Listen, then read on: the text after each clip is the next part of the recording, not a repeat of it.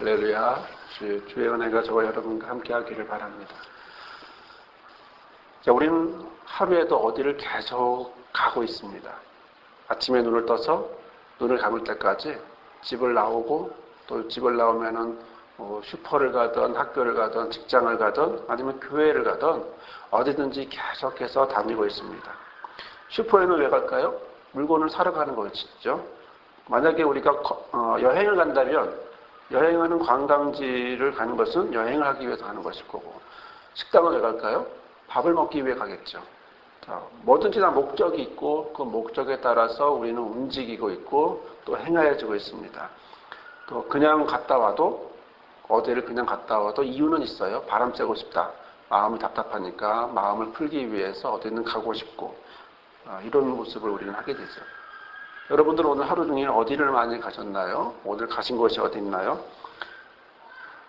사람들은 어디든 계속 가고 있는데요. 옛날에 제가 어렸을 때 많이 불렀던 노래가 있었는데요. 장사익 씨의 노래예요. 어디로 갈거나. 들어보셨는지 모르겠는데요. 어디로 갈거나, 어디로 갈거나. 내 님을 찾아서 어디로 갈거나. 이 강을 건너도 내실 곳은 아니요. 저 산을 넘어도 머물 곳은 없어라. 이러면서 불렀는데, 이 노래를 잘 좋아했던 이유는 당시의 성격이, 상황이 좀 우울한 것이 있어서 그런 것 때문에 그랬는데, 이 노래가 참 좋았어요. 어디로 갈거나, 어디에 있을까, 어디에 있을까, 내 님은 어디에 있을까. 님 찾아서 한다는 게 아니라 마음이 그래서 이렇게 갔던 어렸을 때 기억이 납니다. 근데 이게 이런 노래만 있는 게 아니고요. 보니까 복음성가에도 이런 노래가 있어요. 뭐냐면 당신은 지금 어디로 가나요? 들어보셨습니까? 당신은 지금 어디로 가나요? 발걸음 무겁게. 이 세상 쉴 곳 있나요? 머물 곳 있나요? 그러면서 뭘로 끝났죠? 예수 믿으세요. 예수 믿으세요 하면서 하는 그런 복음성가가 있습니다. 세상도 어디로 가냐고 묻고, 복음성가도 어디로 가냐고 묻고, 계속 묻고 있습니다. 자, 지금 예수님은 어디 갈까요? 오늘 우리가 주신 하나님 말씀에 보면 예수님은 어디가 가시는데, 어디로 가시죠? 예수님은 지금 바닷가로 가셨어요. 바닷가로 가셨는데, 이 바닷가로 가신 이유는 당시에 갈릴리 지역에는 많은 사람들이 바다에 생업을 갖고 터전을 삼고 있었기 때문에 예수님의 가르침은 해당에만 국한되어 있지 않습니다. 예수님의 가르침은 어디로 갈까요? 바로 삶의 현장으로 가기 때문입니다. 회당이기 때문에 가고, 회당이 아닌 곳이면 안 가는 것이 아니라 예수님이 말씀을 증거하고 가르치는 것은 삶의 현장이기 때문에 그 삶의 현장을 향하여서 갔던 것입니다. 그것이 회당이든 어디든 상관없이 갔던 것이죠. 오늘 예수님은 바닷가에 가셨습니다. 무리가 다 나왔어요. 그래서 예수님 저희한테 뭐랍니까? 가르치시고 있습니다. 말씀을 전하고 있습니다. 그러면서 또 어딜 또 가셨어요? 지나가셨습니다. 이게 무슨 말이냐면 예수께서 길을 가시다가 바닷가에 나와서 또 어디를 가셨는데, 그게 어디냐면 길을 가시다가 이제 누구를 만났습니까? 알페의 아들 레위가 세관에 앉아있는 것을 보시고, 자, 세관에 앉아있는 것을 보았습니다. 누가요? 세위 레위라고 하는 사람이 거기에 앉아있는 걸 보셨습니다. 자, 그런데 예수님이 그에게 뭐라고 말씀하시냐면 나를 쫓으라, 나를 따라오너라 라고 말씀을 하시기 시작했습니다. 그러자 이 레위라고 하는 사람이 그 말을 딱 듣고 벌떡 일어나서 예수님을 따르기 시작했습니다. 이 사람이 누군가요? 이 사람이 우리가 잘 알고 있는 마태라는 사람입니다. 그러니까 본명은 레위였고요. 예수님이 그에게 마태라고 하는 뜻이 뭐냐면 하나님의 선물이라고 하는 뜻인데, 이런 이름을 주시고 나서 그 다음부터 이 사람은 레위라는 이름보다는 뭘로 쓰여졌냐면 바로 마태라고 하는 이름으로 사용하게 되었습니다. 제자들 같은 경우 보면은 자신의 이름보다는, 본명보다는 주께서 주시는 이름으로 많이 사용을 했던 것으로 성경에 보면 기록되어 있습니다. 이렇게 예수님이 마태를 만났습니다. 레위를 만났습니다. 그리고 그에게 말씀하신 것은 나를 쫓아라. 자, 그때 지금 이 레위는, 마태는 선택합니다. 어떻게 해요? 일어나 쫓는 것을 선택했습니다. 15절의 말씀을 보면 그의 집에 앉아 잡수실 때 많은 세리와 죄인들이 예수와 그 제자들과 함께 앉았으니 이는 저희가 많이 있어서 예수를 쫓음이더라. 아멘. 예수님이 어디 가셨습니까? 이번에는 또 레위의 집으로 가셨습니다. 세 번째 가셨던 곳은 바로 레위의 집으로 가셨는데 거기서 뭘 하셨냐면 잔치가 벌어졌습니다. 누가복음 5장 29절에 이렇게 말합니다. 레위가 예수를 위하여 자기 집에서 큰 잔치를 하니 세리와 다른 사람이 많이 함께 앉았는지라. 누가복음에 나와 있는 말씀을 보면 이렇게 되어 있는데 잔치를 벌이셨다 하고 되어 있습니다. 자, 그의 집에 앉아서 잡수셨습니다. 이건 앉아서 잡수신다고 하는 건 그냥 우리가 알고 있는 책상에 앉아서가 아니라 우리가 잘 알다시피 유대의 모습은 밥 먹을 때 기대에 누워요. 식사 습관이 비스듬히 누워서 이제 음식을 먹는데요. 자, 레위는 큰 부자였어요. 큰 부자니까 음식도 많았겠지요. 사람도 많았어요. 자, 그래서 사람들이 많이 와서 이렇게 식사를 했는데 지금 놀라운 표현이 하나 있습니다. 그 사람들을 향하여 뭐라고 표현하죠? 많은 세리와 죄인들이라고 표현합니다. 손님들이라 표현하지 않고 많은 세리와 죄인들이라고 표현하고 있습니다. 왜 그랬을까요? 이 죄인들이라고 하는 이 말은 뭐냐면 하마르톨로이라고 하는 말인데요.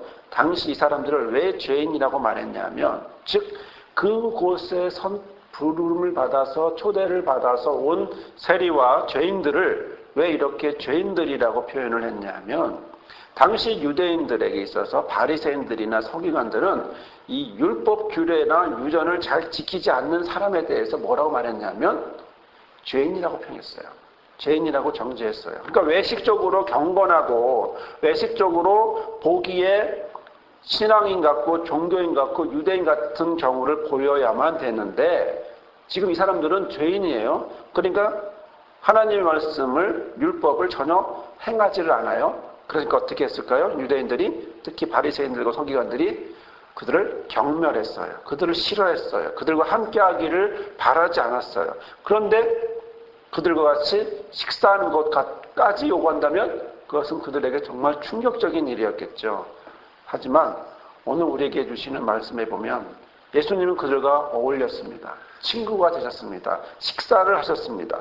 왜 그랬나요? 그들도 예수 그리스도가 필요하다고 하는 사실을 예수님은 너무나 잘 알기 때문에 그들에게로 갔었던 거죠. 신앙의 눈으로, 종교인의 눈으로, 당시 유대교의 눈으로 그들을 바라보면 전혀 종교적이지 않은 사람들이기 때문에 세리와 죄인들입니다.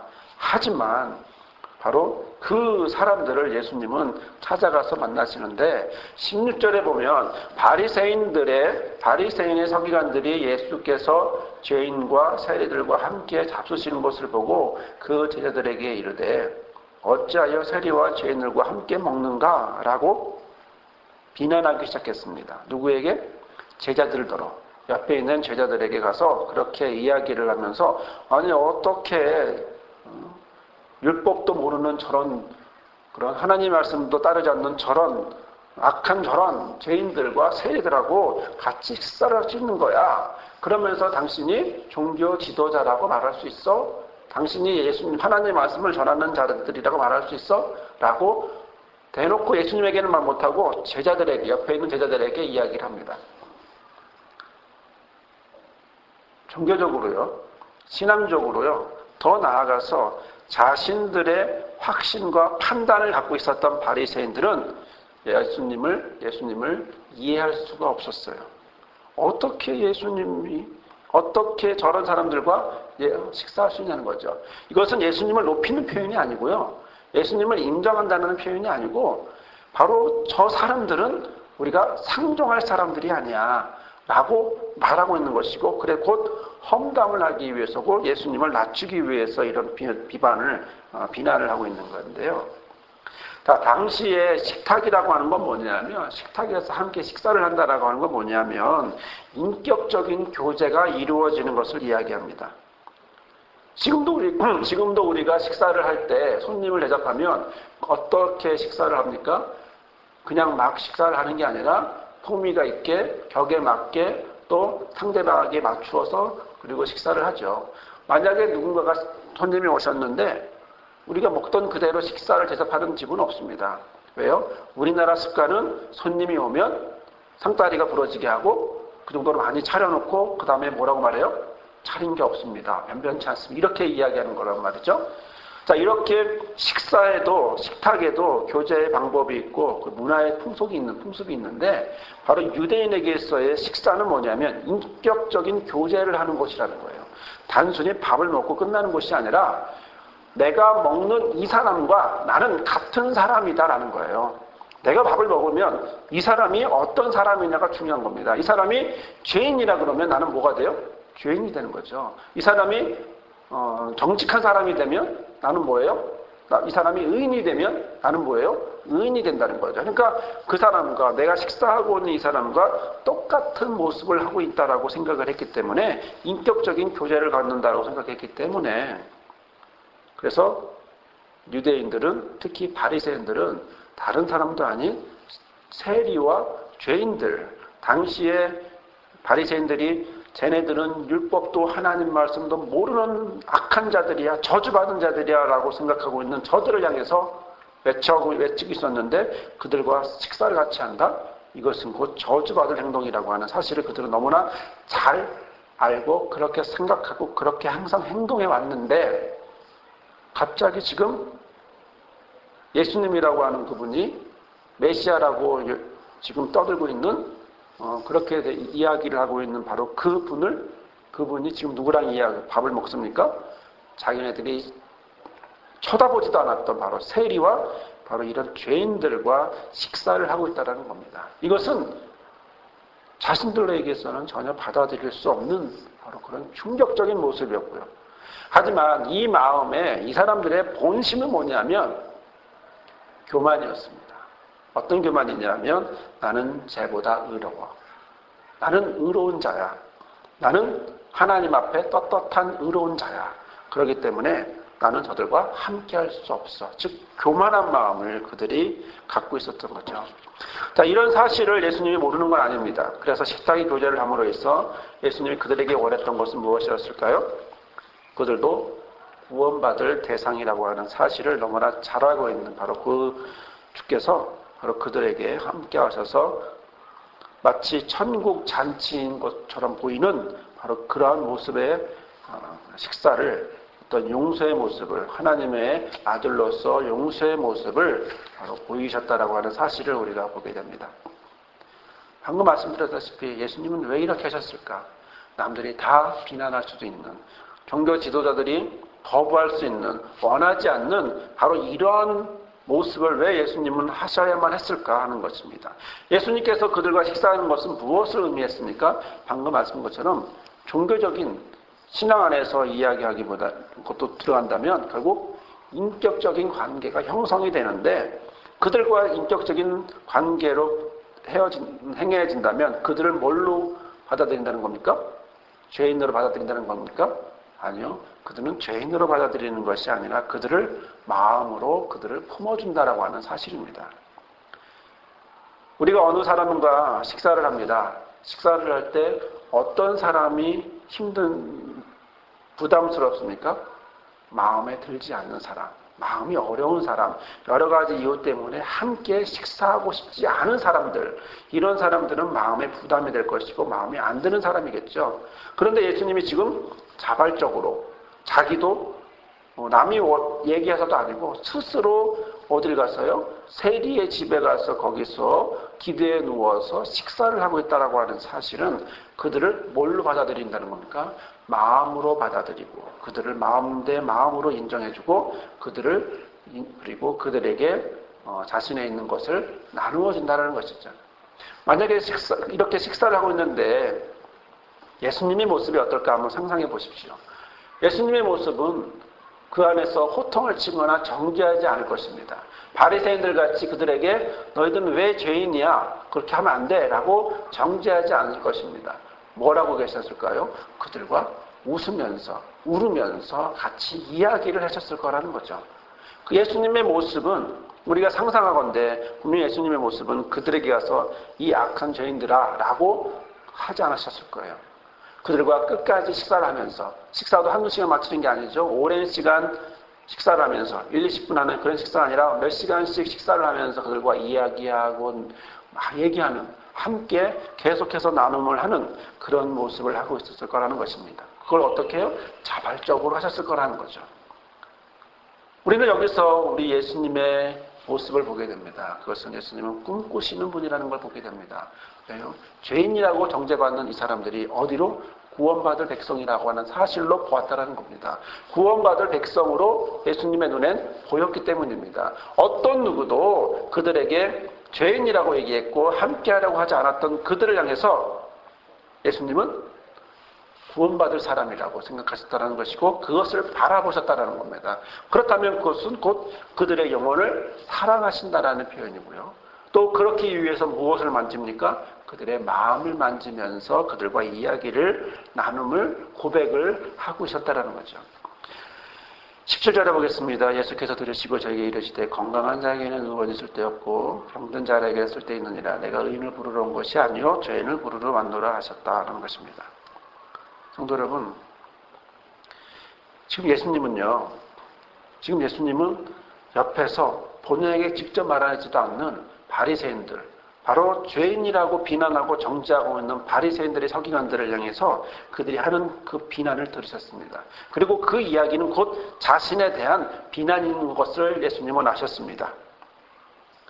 그러면서 과연 그 바리새인들은 거기서 어떤 모습으로 서 있었을까? 과연 식사나 했을까? 아니면 어떤 모습으로 거기 서 있을까? 아니면 문에서 들어오지도 않고 문틈으로 바라보면서 하지 않았을까? 바로 이런 바리새인들의 모습, 바리새인들이 제자들을 향해서 비난하고 있는 모습, 바로 이런 모습을 예수님은 보시고 또 그들의 이야기를 들으시면서 이렇게 말하신 것입니다. 건강한 자에게는 의원이 쓸데없고 병든 자에게라야 쓸데있다. 이건 은유적인 표현이죠. 건강한 자는 누굽니까? 건강한 자는 지금 자기의 의를 추구함으로써 스스로 의롭다고 말하는 이 사람들. 누구요? 바리새인들이요. 누구요? 종교인이요. 겉으로는 신앙인이요. 바로 이런 사람들에 대해서 바로 건강한 자라고 얘기하고 있습니다. 사실 사람들은요, 자신의 건강에 대해서 자신감이 많이 있습니다. 사람들에게 물어보면 건강이 어때? 좀 검진 좀 받아야 되지 않겠어? 라고 물어보면 안 괜찮아. 아직 뭐 펄펄한데 씩씩한데 튼튼한데 이렇게 말합니다. 저도 그렇고 많은 사람들이 자신의 몸에 대해서 건강하다고 생각합니다. 하지만 뚜껑을 열어보면 정말 건강한지 안 한지는 알 수 없습니다. 조금 어지러워서 병원에 갔더니 큰 병이고 배가 좀 살살 아파서 병원에 갔더니 별일 아니겠지 하고 참다 병원에 갔더니 크게 몸 안에 병이 있었던 걸 사실을 알게 되면 우리의 자신감은 정말 거짓된 자신감이었다는 것을 보게 되죠.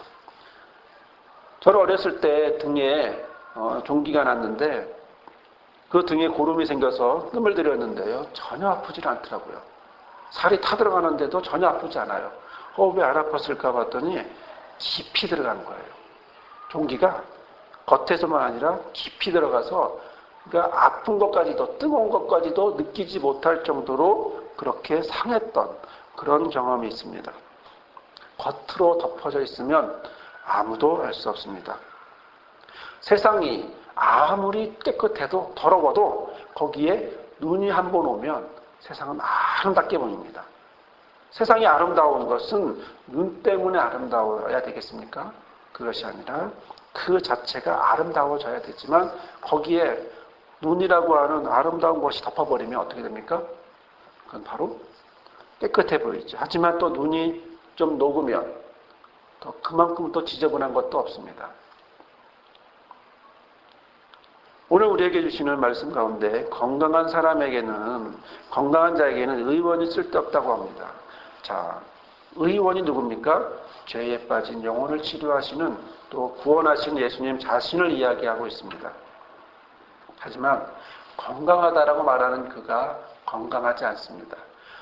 그리고 몸만 건강하다고 건강한 것이 아니라 내 삶이, 내 마음이, 나의 모든 것들이, 나의 모든 가족의 모양이, 직장의 모양이 건강해야 전체적으로 건강하다라고 말할 수 있습니다. 내 자아가 모든 부분에서 다 그리고 일도 문화도 여러 가지 모양으로 다 건강해야 건강하다고 말할 수 있습니다. 하지만 우리가 단순히 건강이라고 했을 때 몸만을 가지고 말하면 그것은 너무나 편협한 건강을 이야기하는 거죠. 오늘 우리에게 주시는 말씀 가운데 끝에서 우리는 주님의 뜻을 알 수 있습니다. 왜 예수님은 바닷가에 가셨고 왜 길을 가셨고 왜 세리의 집에 가셨는지 바로 그 가신 이유를 말씀해 주고 있습니다. 내가 의인을 부르러 온 것이 아니고 죄인을 부르러 왔다라는 것입니다. 모두가 죄인입니다. 예수님은 세리와 죄인만 부르러 오신 게 아닙니다. 예수님은 죄인을 부르러 오셨습니다. 예수님은 죄인을 부르러 오셨습니다. 세리와 죄인만 부르러 온 것이 아니고 모든 사람을 부르러 오신 거예요. 여기에는 종교 지도자들도 있고요. 외식주의자들도 있고요. 유대주의자들도 있고요. 바리새인들 모든 사람이 다 들어가요. 그런데 거절한다는 거죠. 거부한다는 겁니다. 거기에 따라온 사람은 누구예요? 세리와 죄인들 뿐이었다는 거예요. 건강한 사람들은 의원이 필요하지 않습니다. 아니요. 자기가 원하지 않습니다. 자기가 의사가 자기에게 도움 주기를 원하지 않습니다. 왜요? 나는 건강하니까, 나는 그런 자신감이 있으니까 원하지 않는데 실상은 환자예요. 숨은 환자예요. 뚜껑을 열어보면 그 안에 커다란 종기가 있는 그런 환자예요. 그러나 겉에서 보면 멀쩡하니까, 겉에서 보면은 집안이 멀쩡한 집안이니까, 겉에서 보면은 학벌이 멀쩡하니까, 겉에서 보면 나의 영적인 수준이 멀쩡한 것 같으니까, 겉에서 보면 교회 열심히 다니니까 멀쩡한 것 같죠. 하지만 그 안에 얼마나 슬픈 모습으로, 얼마나 악한 모습으로, 힘들어 지쳐있는 모습으로 있는지 우리는 짐작도 하기 힘듭니다. 결국 죄인이라고 하는 개념은 어떤 죄를 지은 사람을 말하는 것이 아니라 주께서 원하시는 바로 죄인이라고 하는 이 죄인은 유대주의자들이 말하는 그런 죄인이 아니고 어떤 죄인입니까? 그것은 예수님의 말씀에 하나님의 부르심에 겸손한 마음으로 겸손한 자세로 스스로 고백할 수 있는 자. 그래요. 나는 약해요. 그래요. 나는 부족해요. 그래요. 나는 연약해요. 나는 죄인이에요. 나는 그래서 하나님이 필요해요. 하나님이 함께 해주셔야 돼요. 라고 말하는 바로 그런 죄인이라고 하는 사실입니다. 사랑하는 성도 여러분, 예수님은 지금 어디로 가시나요? 예수님은 지금 세상으로 가십니다. 예수님은 지금 죄인에게로 가십니다. 천국 잔치를 베푸시기 위해서 세상 속으로, 죄인 속으로 가셨습니다. 그러면 우리는 어디로 갈까요? 우리 교회는 어디로 갈까요? 그렇습니다. 우리 교회는, 저와 여러분은 바로 예수님처럼 가시기를 바랍니다. 예수님처럼 꿈꾸며 가시기를 바랍니다. 예수님처럼 영혼을 만지며 영혼을 사랑하며 가시기를 바랍니다. 또한 예수님처럼 바로 영혼을 살리며 마음을 만지기 위해서 가시기를 바랍니다. 오늘 우리 교회에서는 수료식이 있었습니다. 14회 동안 또 이렇게 저렇게 합치면 그 이상 되는 몇 달 동안의 모습을 통해서 5명의 수료자를 배출하게 되었습니다. 그들의 모습은 처음 시작할 때 모습과 지금의 모습은 너무나 다른 것을 볼 수가 있습니다. 처음 시작했을 때 울면서 시작하고 지쳐있고 어려워하던 그들의 모습 가운데 지금은 마지막으로 수료를 하면서 그들이 100% 완성된 건 아니지만 100% 회복됐다고 말할 수는 없지만 그러나 자기가 회복을 필요로 하는 사람이구나. 회복되어야 하는구나. 내가 이 문제가 회복될 문제였구나. 라는 것을 인식하고 그것을 받아들일 수 있는 사람들로 더 표정이 밝아진 모습들을 우리는 보았습니다. 처음부터 그들이 웃지 않았습니다. 그러나 지금 14회를 지나면서 그들의 모습은 웃음이었고 그들의 모습은 기쁨이었고 그들의 모습은 희망이었다라고 하는 사실을 우리는 보게 됩니다. 또 그러면서 삶의 모습이 바뀌어져 간 것을 또한 우리는 눈으로 똑똑히 보았고 또한 그들의 고백을 들었습니다. 사랑하는 성도 여러분, 이것이 우리의 갈 길입니다. 이것이 예수님처럼 예수님을 만나서 그리고 예수님처럼 살아가야 될 저와 여러분의 모습입니다. 예수님처럼 바로 그렇게 가서 만날 사람들의 모습입니다. 여러분들은 어디로 가실래요? 예수님은 바다로, 그리고 바닷가로, 그리고 길로, 그리고 세리의 집으로 가셨습니다. 예수님은 이렇게 세상 속으로, 죄인들 속으로 가셨습니다. 여러분들은 어디로 가실래요? 우리는 가정으로 가시기를 바랍니다. 그 가정에는 남편이 있고 아내가 있고 자녀가 있고 부모가 있습니다. 친척들이 있습니다. 바로 그들은 구원받을 백성들이고 그들은 회복되어야 될 죄인들입니다. 예수님처럼 그들 가운데 가시기를 바랍니다. 또 학교로 가시기를 바랍니다. 직장으로 가시길 바랍니다. 사회로 가시기를 바랍니다. 이웃에게로 가시길 바랍니다. 바로 그들은 바로 하나님이 우리에게 맡겨주신 하나님이 꿈꾸시고 또 영혼을 살리고 마음을 만지기를 원하시는 바로 그런 분들이라는 사실입니다. 먼저 구원의 길, 바로 회복의 길을 걷고 있는 그들보다 앞서서 구원의 길, 회복의 길을 걷고 있는 저와 여러분이 그들에게 회복의 모델이 되어주신 예수님처럼 그들을 바라보면서 그들에게 도움이 필요한 그들에게 가야 합니다. 또 어디로 가야 될까요? 교회로 가야 합니다. 교회에는 바로 아픈 자들이 모인 곳이고 또 거기에는 회복과 성장이 있기 때문에 그렇습니다. 성도 여러분, 우리의 회복과 성장은 다른 곳에 있지 않습니다. 다른 어떤 곳에 있지 않습니다. 바로 교회 안에서 회복되어지고 성장되어지는 것입니다. 교회 안에서 그리스도의 말씀 안에서 바로 하나님이 원하시는 이런 모습으로 살아가고 있는 것입니다. 사랑하는 성도 여러분, 예수님은 지금 계속해서 가시고 계십니다.